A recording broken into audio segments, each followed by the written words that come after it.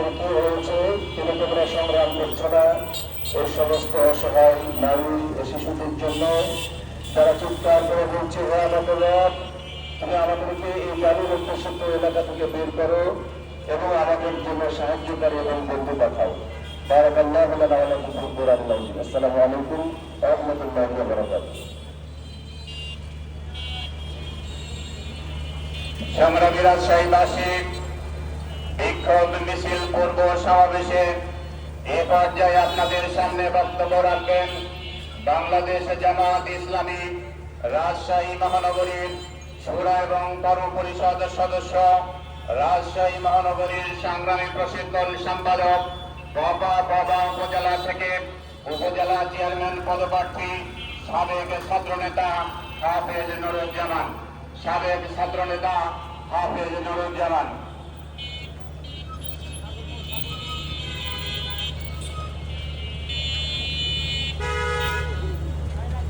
আলহামদুলিল্লাহ রাব্বিল আলামিন, আসসালাতু ওয়াসসালামু আলা সাইয়্যিদিল মুরসালিন ওয়া আলা আলিহি ওয়া আসহাবিহি আজমাইন। আউযু বিল্লাহি মিনাশ শাইতানির রাজীম। বিসমিল্লাহির রাহমানির রাহিম। الذين إن مكناهم في الأرض أقاموا الصلاة وآتوا الزكاة وأمروا بالمعروف ونهوا عن المنكر إلى آخر الآية। জুলাই মাসে গণভোটের গণরায় বাস্তবায়নের দাবিতে আজকের এই বিক্ষোভ মিছিল পূর্ব সমাবেশ সম্মিলিত পরিচালক বাংলাদেশ জামায়াত ইসলামী রাজশাহী মহানগরী সম্মিলিত অ্যাসিস্ট্যান্ট সেক্রেটারি অধ্যক্ষ চাঁদ হোসেন ভাই, আজকে প্রধান সম্মিলিত সভাপতি, অন্যান্য দিনবৃন্দ, সম্মিলিত সাংবাদিক বন্ধুরা, সম্মিলিত রাজশাহীবাসী, আসসালামু আলাইকুম ওয়া রাহমাতুল্লাহি ওয়া বারাকাতুহু। সম্মানিত উপস্থিতি, আমরা সকলে অবগত বিগত ফ্যাসিস্ট শাসন আমলে আমরা কিভাবে নির্যাতিত হয়েছি। সিলোনি অভিযানের নাম দিয়ে গোটা বাংলাদেশে শত শত ছাত্র জনতাকে ক্রসফায়ার নামে হত্যা করা হয়েছিল। আমাদের ভোটের অধিকার কেড়ে নেওয়া হয়েছিল। যার মানে নিরাপত্তা ছিল না। গোটা বাংলাদেশ থেকে চোর ডাকাতে অভয়ারণ্যে পরিণত করা হয়েছিল। প্রিয় উপস্থিতি, 2008 সালের 29 ডিসেম্বর 270 আসন নিয়ে ক্ষমতা আসার পর ব্রিটিশ সরকার জনগণের সাথে তামাশা করে কারণে 2014 সালে এসে তারা নির্বাচন দিতে পারে নাই।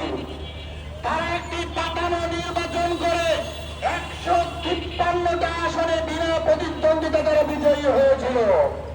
আমরা দেখেছি গোটা বাংলাদেশ তারা কিভাবে জেলখানায় পরিণত করেছিল।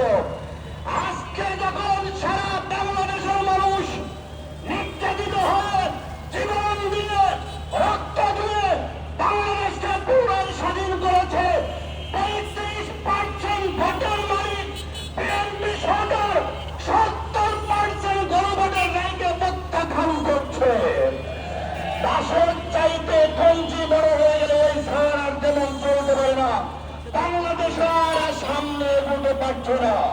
4 মাসের সরকার শত শত হত্যা, শত শত ধর্ষণ, গোটা বাংলাদেশকে আবারও দিল চোর ডাকাত এবং ধর্ষণকারীদের অভয়ারণ্যে পরিণত হয়েছে।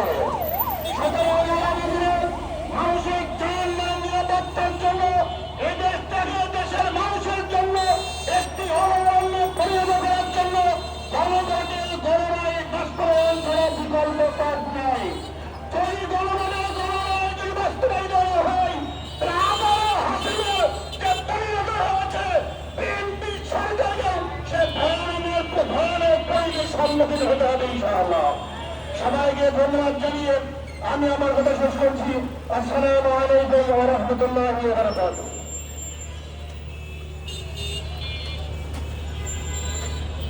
সংগ্রামী রাজশাহীবাসী, গণভোটের রায়ের দাবিতে আজকের এই বিক্ষোভ মিছিল পূর্ব সমাবেশে এ পর্যায়ে বক্তব্য রাখবেন বাংলাদেশ জামায়াত ইসলামী রাজশাহী মহানগরীর সুরা এবং কর্ম পরিষদের সদস্য, রাজশাহী মহানগরীর যুব বিভাগের সেক্রেটারি, সাবেক ছাত্রনেতা সালাউদ্দিন, সাবেক ছাত্রনেতা সালাউদ্দিন।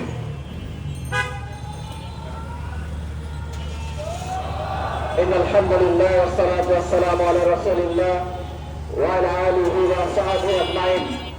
11 মিলিয়ন রাজশাহী মহানগরী কর্তৃক আয়োজিত আজকের এই বিক্ষোভ মিছিলের পূর্ববর্তী সমাবেশে উপস্থিত আছেন।